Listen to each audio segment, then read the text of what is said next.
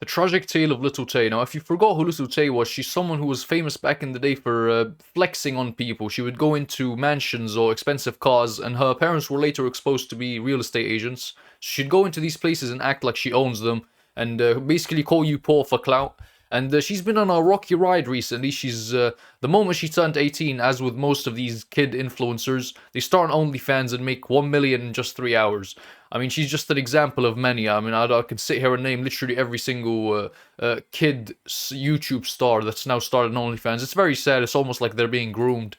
And yeah, she's had a bit of a rocky ride. She's had moments where people thought she was dead. Apparently, she was hacked on her Instagram. Yep, she started now making music. I mean, just the rocky ride in general, and yeah, more of her OnlyFans content. I don't even know. Is this considered promoting it? Because I hope not, because I'm completely against that garbage. No one should ever pay for that shit. While searching for unique content to react to in late 2017, RiceGum would stumble across this bizarre video. Lil Tay.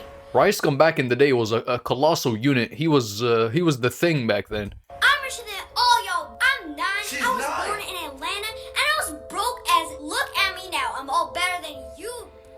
After being featured on Oh my god, that hoodie. What is that brand? That hoodie was everywhere back in the day. After being featured That hoodie was everywhere. Like, people, if you didn't have this or the Minecraft zip-up hoodie, you weren't cool back then. on RiceGum's channel, the girl in the video would identify herself as Lil Gucci Taylor and respond to RiceGum in yet another video. He dropped a video on me, so today we be reacting to that. Spotting a consistency in her strangely hilarious attitude, people began to ask questions about her story. Was this a genuine expression of her personality, or was she... Of course not. At 9 years old, no one's programmed to be doing this sort of stuff at 12. It's her parents trying to make her more entertaining or lead her down a path. And as I said, her parents were exposed for being real estate agents. The places they were visiting, they didn't own. They would just take her daughter to these real estate places that she would be trying to sell, and she would just have her walking around and make fun of people on camera for views. It's quite sad to see, actually. Being forced to say these things by another family member. The audience would eventually get the answers to each of these questions. However, in the process, would also be met with allegations, court cases relating to the distribution of Lil Tay's money, and the complete deterioration of her family's public image. But what about the millions of dollars you stole? Real mature, Chris. You're gonna act like you're the... Revealing one of the most tragic stories on the topic of childhood fame. After being discovered by RiceGum, as previously mentioned, her notoriety would skyrocket. And owing to this newly found level of social media success, the degree to which she would flex her wealth slowly escalated with each and every new YouTube video. Lil Tay would also create an Instagram account where she would once again begin to post photos and videos displaying how rich she apparently was. Only 9 years old. I don't agree with any sort of kids on the internet. I'll be honest with you. Just any sort of child influencers. I strongly disagree with that stuff. It's almost like it seems very morally wrong to me. I mean, you're having these kids put in front of a camera at a young age and being told what to say and to be entertaining and to appeal to this online audience. Like, this is sort of part of me is very against this. I ain't got no license, but I still drive this sports car. Your favorite rapper ain't even doing it like Lil Tay. Which is where her popularity would absolutely I got to admit, though, the content is fucking hilarious. explode. Only 2 weeks after making her Instagram account, Lil Tay had gained 1.2 million followers with less than 10 photos. This girl, Lil Tay, has like 500,000 followers on Instagram. 700,000. She just went up by 300,000 subscribers in one day. A level of fame that granted her access to a load of other huge I'm celebrities. telling you guys, RiceGum back in the day was a unit. He was the thing online, bro. Like, RiceGum was on the top of the game. His fall off should be studied, seriously. Like, she's hanging out with Whoa Vicky, who's just trash. That's all it is, right? Yeah. She would post photos with Chief Keef, XXX Tentacion, Lil Pump, and would even appear in a video where Bad Baby was attempting to fight Whoa Vicky. Whoa Vicky's another figure that's been online for ages. What does Whoa Vicky do? All of these events continue to push Lil Tay She's like the DJ Khaled. We don't know what they do for a living. further and further into the mainstream. Wait, who's Lil Tay? Wait. Lil Tay is a 9-year-old girl who is famous now on the internet for showing all the money she has and all Joe Rogan hasn't aged one bit. The guy's been looking the exact same for the last 10 years. the things she buys.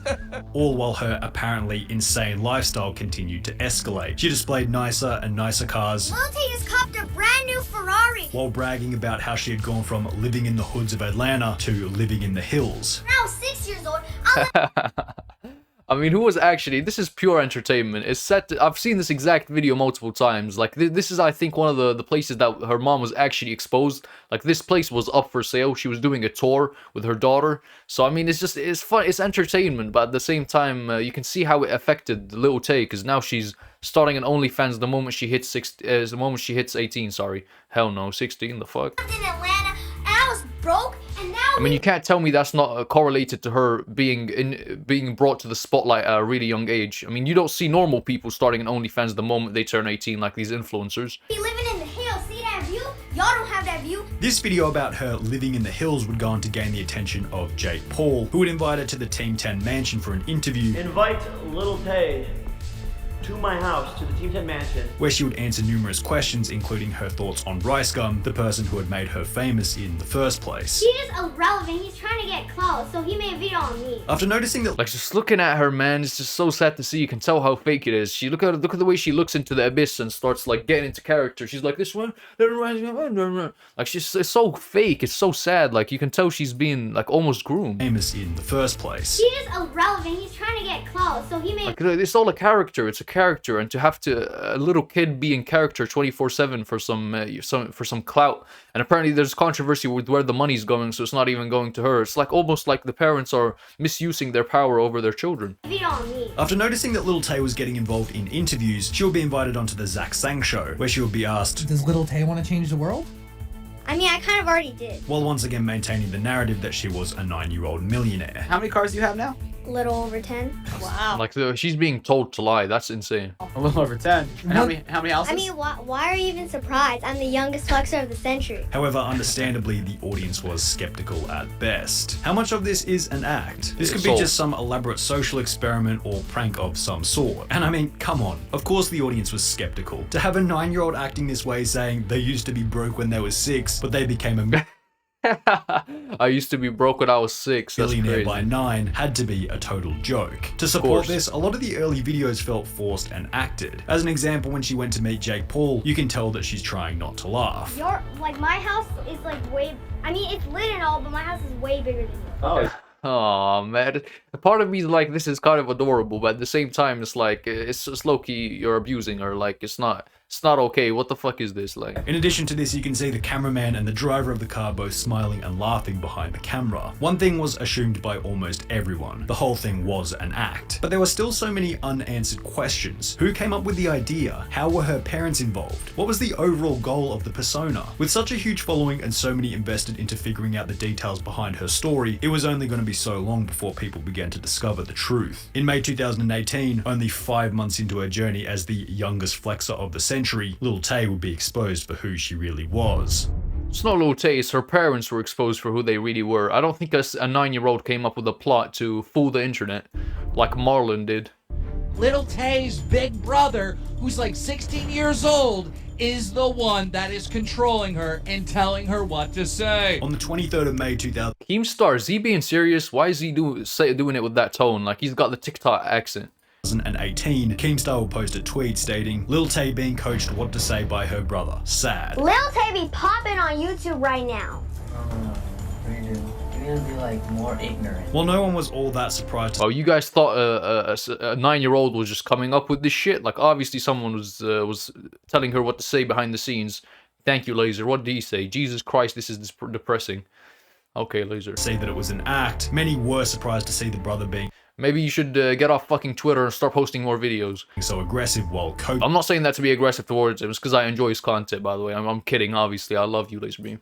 her. Child abuse. Lemaire, this is actually so sad. Yeah, this is what I'm saying. It's low-key child abuse to me, is it not? Like, is this not child abuse? I feel bad for that little girl. Yo, this poor girl. I always had this suspicion. Others thought that the whole thing was an even deeper conspiracy, being that the video had been leaked deliberately to add more fuel to the fire. Bro, why would this be filmed? What if getting caught was all a part of the plan? Honestly, they could just be doing this now for more attention. This was leaked by Lil Tay. Y'all stupid if you guys fall for Yeah, that's the thing. A lot of people online think that, oh, we got you, man. You gotta realize behind these people is millions and millions of dollars. Most of the gotcha moments you think you have are planned. are planned. Like, for example, music leaks is a perfect example. When a popular song leaks from a musician's album, it is almost 100% planned. It's almost 100% meant to get more eyes on the product, more eyes on the album, more eyes on the artist. Like, everything on the internet is curated, even when it seems like it's not. Because that's the perfect way to fool somebody. Make them think that they're in on something that you're not. That's the perfect way to fool somebody. This. Whether it was deliberate or not, one thing had what was the saying? The best way to enslave somebody is to convince them that they're not a slave.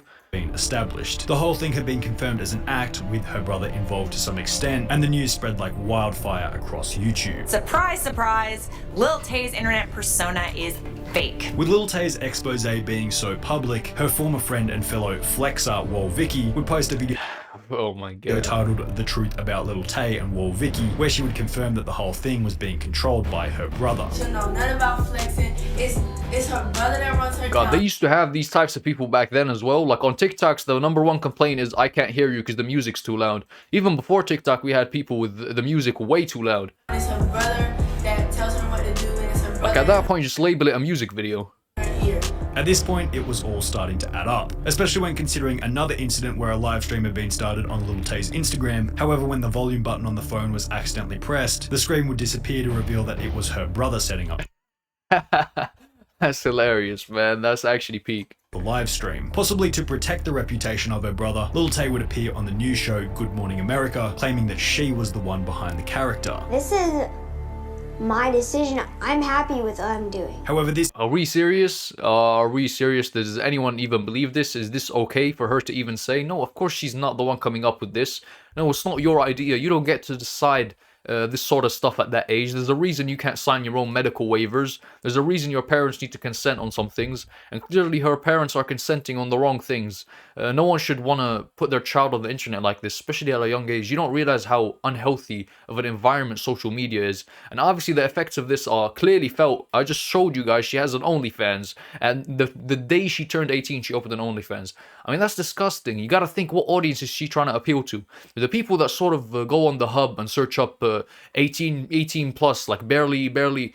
I don't even want to say those sort of categories, but there are very disgusting categories online, and this is the people she's trying to appease to. These are the people she's trying to target with her releasing her OnlyFans the moment she turned 18. I mean, you've been grooming her the whole time. This is very concerning, and I know I sit here and say, oh well, it's cute, and oh look at her, she's just 9 years old. She thinks she's the world at her hands, and she's doing this goofy stuff. I know it might, but don't let that fool you. Don't let that fool you, because behind all of that is quite literally abuse, grooming. This interview would also reveal that Lil Tay's mother was involved in the whole operation. One of the unanswered questions still up in the air at this point was, how was Lil Tay getting access to so many luxury homes and cars when she was so young? Individuals like Cody Ko thought that since she was likely being controlled by some powerful media figure, they must have set them up for her. However, this wasn't the case. Lil Tay's mother actually happened to be a Vancouver real estate agent and would use her luxury listings to film the videos in. Additionally, she would use her boss's luxury cars such as a Bentley and a Mercedes, which would have been fine. However, she didn't have permission to do so. After noticing the videos online, Lil Tay's mother would be fired from the agency, with the business stating, when we found out about this activity last week, we had to dismiss her, and that the behavior in Lil Tay's videos had no place in the real estate industry. After being exposed as a total fraud, Lil Tay had nowhere to go. I wonder how they monetized off of this. I don't think she made anywhere near as much money as you guys think. I think she had a lot of fame, maybe for collabs and like, yeah. That didn't work anymore. Other than that, I don't think they made that much money. Who's sponsoring this exactly? Now that everyone knew that it was fake. Lil Tay would post one final Instagram post as a tribute to XXXTentacion, then wipe her Instagram clean by deleting every single post, which is where the real tragedy of Lil Tay began to come to the surface. After remaining completely silent for approximately 3 weeks, a story would be posted to the Lil Tay Instagram page saying nothing but the 2 words, "Help me." It had been mentioned that the deletion of every post on Lil Tay's Instagram was the result of a rebranding strategy while she had been staying with a new manager in LA. Lil Tay is currently staying at her new manager's home in Los Angeles. His name is Diomi Cordero. Why is a child staying with a manager? This is just so disgusting. Imagine being raised in this environment. Deleted all of Tay's Instagram posts because he's planning to She doesn't need to be around managers. She needs to be around loving parents who care about her education. What the fuck is this? completely rebrand her. Was this story stating "help me" just a new branding method to get people talking about her again? Like, children shouldn't be used as products, shouldn't be used as characters for a TV show that you're creating. Why is a child staying with a manager? That shouldn't be anyone's future. That shouldn't be any environment that someone is raised in. She doesn't have a choice. She was almost I know I've said that word a lot, but she's been groomed to be part of this environment, social media. She can't do anything else. I mean, instead of being in school, she's around managers. Or not, it was a deliberate strategy aimed at stirring conspiracy theories. This is exactly what it did. 9-year-old Instagram star Lil Tay deleted everything from Instagram and left a cryptic message. Controversial 9-year-old Instagram star sparks concern after deleting all her social media posts before sharing an eerie message saying "help me." Despite asking for help in the Instagram story, Lil Tay wouldn't provide any context, never actually specifying what it was that she needed help with. This seemed like confirmation that the help message was a publicity stunt, as a help message with no further information is completely useless to anyone reading it. However, 3 months later, Lil Tay would reveal the truth behind why she had posted the "help me" message. On the 22nd of October 2018, a post would show up on the Lil Tay Instagram page stating, "This was Lil Tay the last time she was happy, 2 hours before Christopher John Hope, her abusive absentee father who hasn't been in her life for years, handed her a court order forcing her to go to his home in Canada, in which she was constantly by Hope and his wife. He banned her off of social media because he was afraid she would expose the truth to the world, the truth of what he has done and hasn't been punished for. For the past few months, he's been trying to destroy Tay and her mother's life for his own financial gain." Wow. In the 3 months between the "help me" message and the allegations, Lil Tay had lost more than 200,000 Instagram followers. Was ratting out her own father a desperate attempt to put her monthly follower count back in the green after realizing that a simple "help me" message— Ratting out your father, don't even use that sort of terminology. You're not ratting someone out. Someone who's abusing you, that's not called ratting them out. That's called standing up for yourself. wasn't going to cut the mustard. Alternatively, on the more conspiratorial end, what if the dad, who was possibly receiving a share from Lil Tay's fame, was a part of it the whole time and knew that the story would receive more attention if they built a narrative around how she was being approved by him? Well, apparently this wasn't the case, as court documents would then be released outlining the legal battle between Lil Tay and her father, stating some of the bad things that apparently constituted a— However, personally, I think some of the points just show that Lil Tay and her mother didn't actually have that much dirt on the father. Slammed the door on Tay's foot and broke her toenail when she was angry at Tay. Asked Tay to bake for herself and Tay's fingers got burnt. Chris Hope often made Tay watch scary movies. If you ask me, none of these really constitute a— and could easily be dismissed as accidents, standard childhood experiences, and overly embellished attempts at discrediting. Oh, this is very true. This is where we get into conspiracies. What do you guys think? Because obviously, let me tell you something. I'm gonna say this very clearly. A child's opinion does not matter. It just doesn't matter. You take it as feedback. You don't take it as something that you base something off of. And I'll tell you why. I'll prove my point. And obviously, I don't mean that literally. Obviously, their opinions sometimes do matter. But for example, if a child says, "Oh, I want to leave school because I'm tired," well, are you actually tired or are you lying? You get what I'm saying? You take it as feedback. Okay, are you sick? You said you're sick. We find out if you're sick. A child doesn't run their own life. There's a reason they need parents. But obviously, in a situation like this where the father and mother are fighting, the child's opinion really doesn't matter. And I'll tell you why. It's because whoever they spend the most time with is whoever they're gonna feel more sympathy towards. For example, if you ask a child, "Oh, who's wrong in this relationship, the father or the mother?" Well, I'll tell you who they're gonna side by, the one they spend the most time with. That's just the truth. So when you go take a kid to court and you're like, who do you think, who would you like to stay with, your mom or your dad? Like, this is the sad thing about a child being in a relationship, an unhealthy relationship, where both parents aren't happy with each other. It's that both parents are going to sit there and try to indoctrinate them and tell them why the other side is bad so they can win them over. It's because a child doesn't have a developed frontal lobe and can't really think for themselves. They're a sponge. That's what children are. They're a sponge to their surroundings. So although a child's feelings matter, of course they do, but a child's opinion does not matter. That's the best way to phrase it. Their feelings do matter, of course they do, but their opinion really doesn't, because it's not theirs. They're a sponge. I'd say by the time they're 16, they might have unique opinions, and yes, I mean that. By the time you're 16, you might have unique opinions. You might be 15 right now and think you're smart as hell. Trust me, you're not. You just absorb whatever's around you. The moment you turn 16, you sort of start having some sort of individual opinion, some sort of right or wrong that's intrinsic, not something that's exterior. The father. Lil Tay's dad would then go on and make a public statement about why he had taken Lil Tay. When my daughter's social media began to go viral this year, I disagreed with most of the social media activity. I took legal steps to stop things which I felt were dangerous to her physical and mental health and to her future.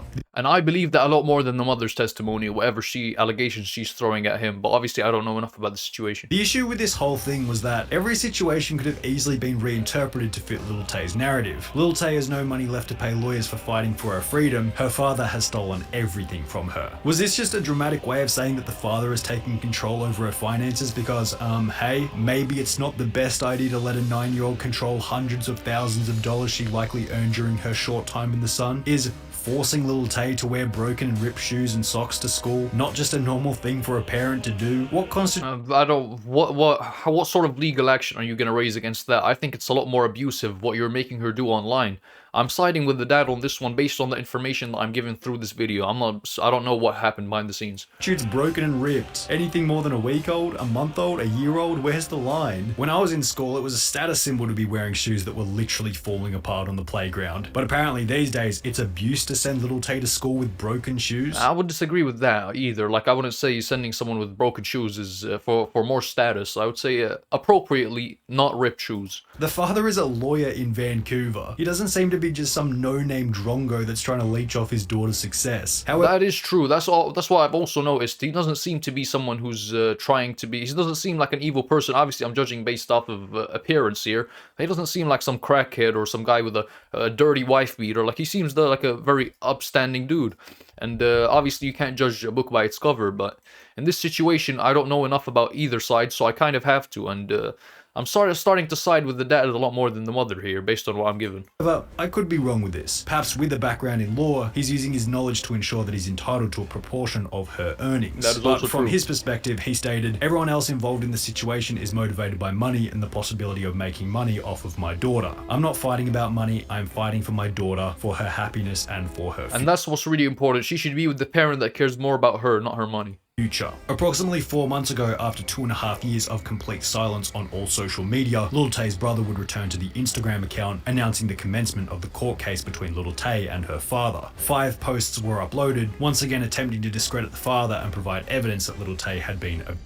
Accompanying the post would be a GoFundMe for Little Tay's legal defense with a goal of $150,000. However, the fund would raise only $16,000. I'm surprised it raised even that. I mean, who's actually donating to this? Who's that stupid at spending their own money? Like, who's donating to GoFundMe's like this? I know my camera's kind of glitching.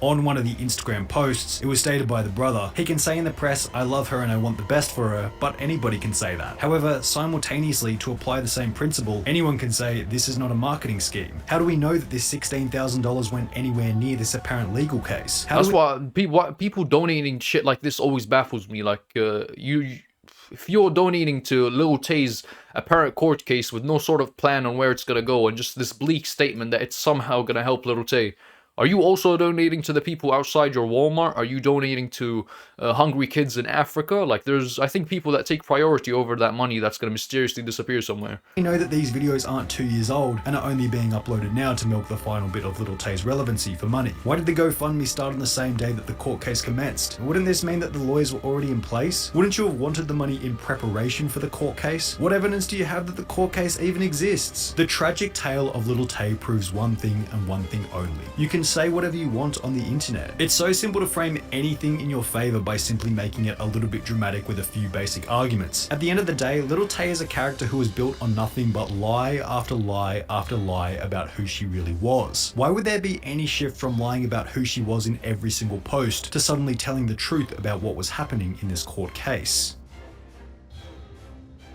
It's sad to see, and I think this should be taken even further than that, and I think both parents need to be investigated, and all child stars in general. I'm very, very against that sort of putting kids on the internet at a very young age and doing things that might not be best for them for money.